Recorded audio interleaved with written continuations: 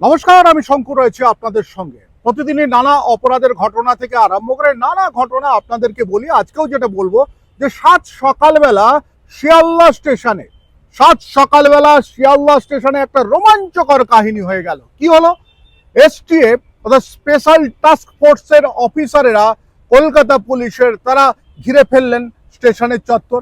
যখন কোচবিহার থেকে একটা ট্রেন এসে পৌঁছলো শিয়ালদাতে, তারপরেই একজন ব্যক্তির একটা কালো ব্যাগ ছিল, তাকে কিন্তু অলরেডি ঘিরে নিলেন। ঘিরে নিয়ে স্টেশনের কিছুটা এসেই যখনই স্টেশনে বাইরে এলেন, আসার পর রীতিমতো চক্ষু চড়ক গাছ।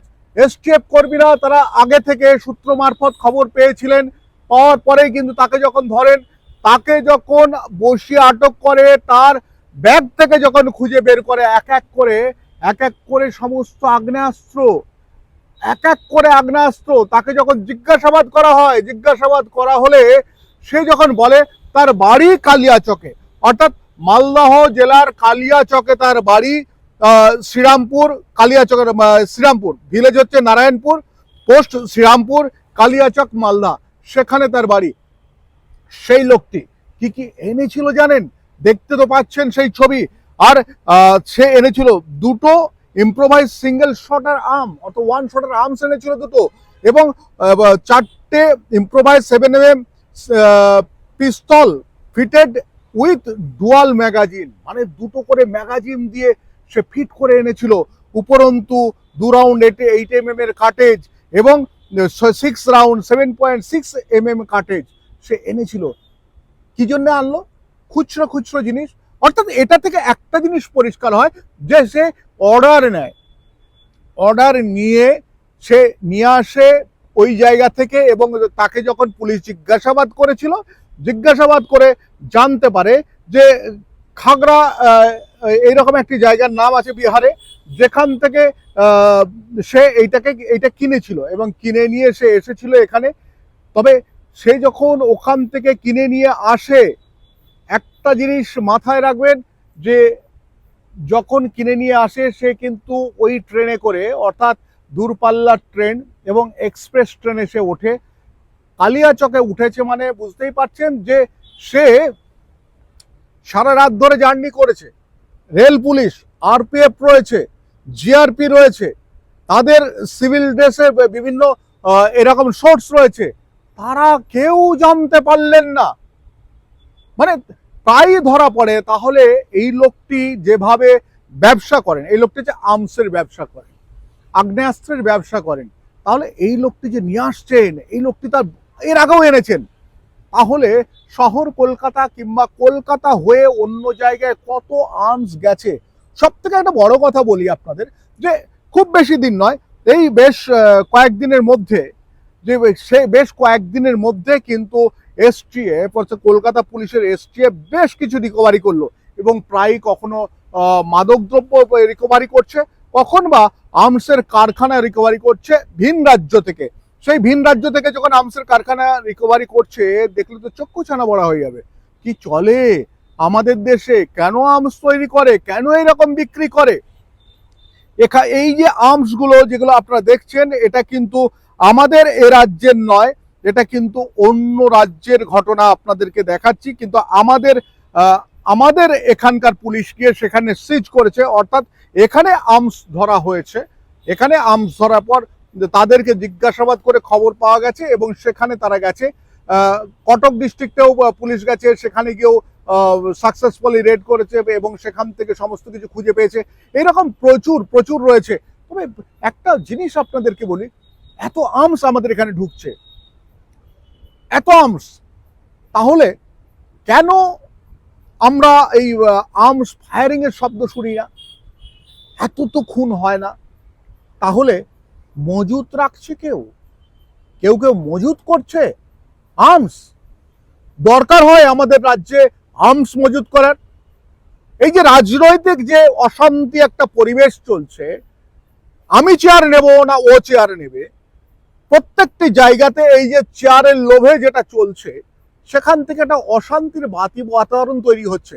সাধারণ মানুষের কিন্তু কোনোভাবে ফায়ার আর্মস কিংবা এইসবের দরকার নেই। সাধারণ মানুষ যখনই এটাকে জানছে, তারা কিন্তু ভীত হচ্ছে।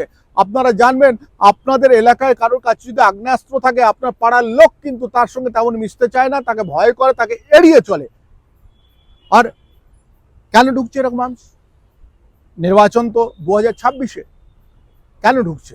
তাহলে প্রায় যে এরকম আনার্থ হচ্ছে, মানে বিভিন্ন জায়গায় পুলিশ ধরছে, এসটিএফ ধরছে, কিংবা আমাদের বেঙ্গল এসটিএফ ধরছে, তারা এই যে বিভিন্ন জায়গায় বিভিন্নভাবে ধরছে, একটা জিনিস যে অনেকবার এখানে ডেলিভারি করার পর নিঃসন্দেহে ধরা পড়ছে।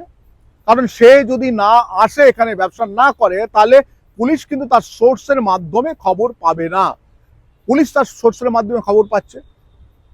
বুঝতে পারছেন আমার পাশে যে ছবিগুলো আপনারা বুঝতে পারছেন যে উড়িষ্যা, ঝাড়খণ্ড এই সমস্ত এলাকায় কিভাবে আর্মস তৈরি হয়, কিভাবে আর্মস তৈরি হয়, এখানে লুকিয়ে লুকিয়ে আর্মস তৈরি হয়। আর এই আর্মস তৈরি কারখানা আমাদের রাজ্যের পুলিশ গিয়ে সেখান থেকে মানে উদ্ধার করছে, সেখান থেকে গ্রেপ্তার করে নিয়ে আসছে। আর আমাদের রাজ্যে আর্মস আসছে। কয়েক বছর আগে আপনাদেরকে যেটা বারবার ধরে আমরা খবর করেছিলাম যে নঙ্গি, বজবজ, বারাইপুর থেকে আরম্ভ করে মেটিয়াবুরুজ থেকে আরম্ভ করে সেখানে বাড়ি ভাড়া নিয়ে বাড়ির জানালাগুলোকে সিল করে দিয়ে ভেতরে বড় বড় লেদ মেশিন, সারাদিন বিশাল জোরে জোরে বক্স চালিয়ে তারা কাজ করতো। তারা বলতো লেদের অন্য কাজ করছে। শেষ পর্যন্ত পুলিশ যখন টিপস পেয়ে যখন ওখানে চলে যায়, তারপর গিয়ে তারা দেখে যে সেখানে আর্মস এবং 100, 150, 200 করে আর্মস অ্যাসেম্বল করবে। তার আগে পার্টস পাওয়া গেছিল, 7mm এর বিশেষ করে সমস্ত কিছু পাওয়া গেছিল। আবার প্রশ্ন যে এগুলো তো ধরা পড়লো, এটা তো মানে হিমশৈলের চূড়া নয়, হিমশৈলের চূড়াটা কোথায় রয়েছে? কেন সেটাকে আনার্ট করা যাচ্ছে না? আর কেন আমাদের এখানে বারবার ধরে আর্মস ঢুকছে? তাহলে কারা নিচ্ছে? এই যারা ধরা পড়ছে তাদেরকে যদি ঠিকঠাক করে জিজ্ঞাসাবাদ করা যেত, তাহলে বোধহয় যারা নিতে চাইছে সেই লোকগুলোকে ধরলে, সেই মাথাগুলোকে ধরলে, অর্থাৎ নেওয়ার লোক কিন্তু প্রচুর নেই, যারা রিসিভ করে সেই রকম লোক কিন্তু আমাদের রাজ্যের সংখ্যায় অনেক কম। সেই রিসিভারদের যদি কোনোভাবে মানে ধরা যেত, তাহলে অ্যাটলিস্ট আমরা বোধহয় অনেকটা সুস্থ স্বাভাবিক থাকতাম। কারণ যেভাবে প্রত্যেকের হাতে আর্মস চলে যাওয়ার কথা, যারাই মনে করবে আর্মস পেয়ে যাবে, এরকম যদি চারদিকে এরকম গোলা বারুদ ভর্তি হয়ে যায়, আপনি সাধারণ মানুষ আমরা কিন্তু কোনোভাবেই মানে একেবারে শান্তিতে থাকতে পারবো না। তবে আজকে সকালবেলা শিয়ালদা স্টেশনের বাইরে যে ঘটনা ঘটেছে, তাতে কিন্তু রীতিমতো চমকে যাওয়ার মতো ঘটনা। আপনারা দেখতে পাচ্ছেন তাকে বাইরে এনে, অর্থাৎ স্টেশনের বাইরে এনেছে লোকটিকে। দেখুন, লোকটির নাম শেখ হাসান। তার 31 তারিখ পর্যন্ত পুলিশ হেফাজত হয়েছে, অর্থাৎ এসটিএফ তাকে আদালতে তুলেছিল। তারপর পুলিশ তার 31শে মার্চ পর্যন্ত তার জেল, তার পুলিশ হেফাজত হয়েছে। তার মধ্যে পুলিশ তাকে জিজ্ঞাসাবাদ করে যদি তাকে তার কাছ থেকে ঠিকঠাক কিছু সব উদ্ধার করতে পারে, তাহলে তো খুবই ভালো। তবে শেখ হাসানকে দেখছেন কত শান্ত, ম্রিয়মান বসে রয়েছে, অর্থাৎ তার মধ্যে কিন্তু সেরকম কোনো ভয় নেই। অর্থাৎ সে যেভাবে এসটিএফ এর সব আধিকারিকদের পাশেই বসে রয়েছে, আর মধ্যে বসে রয়েছে, সেই এসটিএফ এর আধিকারিকরা তাকে জিজ্ঞাসাবাদ করেছে। নিঃসন্দেহে রাত্রেবেলা খুব কড়াভাবেই জিজ্ঞাসা করবে, এবং তাকে আরো কড়াভাবে জিজ্ঞাসা করা উচিত। যে এইভাবে করতে থাকলে তো সে তো আমাদের রাজ্যের নাগরিক, যেহেতু কালিয়াচকে থাকে, কেন সে এইরকম ভাবে আনকন্ট্রোলড করবার চেষ্টা করছে? এর পেছনে কি কোনো রাজনৈতিক মদত রয়েছে? সেটাও জানা উচিত। তার বিরুদ্ধে কিছু হোক আর না হোক, প্রকাশ্যে আসা উচিত সেই রাজনৈতিক নেতার নাম, যে কিনতে চাইছে, কিংবা যে প্রভাবশালী মানুষ, কিংবা যে গুন্ডা এটা কিনতে চাইছে, তার নামটা সামনে আসুক। কারণ তাদেরকে সাধারণ মানুষ আইডেন্টিফাই করে রাখলে ভবিষ্যতে বোধহয় একটু সুবিধা হবে তাদের সম্বন্ধে ধ্যান ধারণা তৈরি করতে। অর্থাৎ এই ধরনের অপরাধের সঙ্গে জড়িত থাকবেন না আপনারা। রাজ্যটাকে অ্যাটলিস্ট ভালো রাখুন। আমরা খুব ভালো থাকতে চাই, এবং প্রত্যেকটা মানুষ ভালো থাকতে চাক, এবং অপরাধটা রীতিমতো বন্ধ হোক, এটা চাই। আর শিয়ালদা স্টেশনে আজকে যেটা ঘটেছে সেটা কিন্তু খুব ভয়ঙ্কর। জানা নেই আর কয়েকজন ছিল কিনা, মানে সেরকম তথ্য পেলে তো আপনাদেরকে বলবো।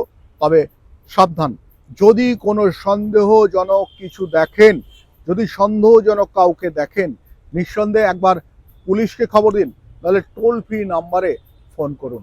আমি শঙ্কর রয়েছে আপনাদের সঙ্গে, ইন্ডি নিউজ 24 দেখতে থাকুন। নমস্কার।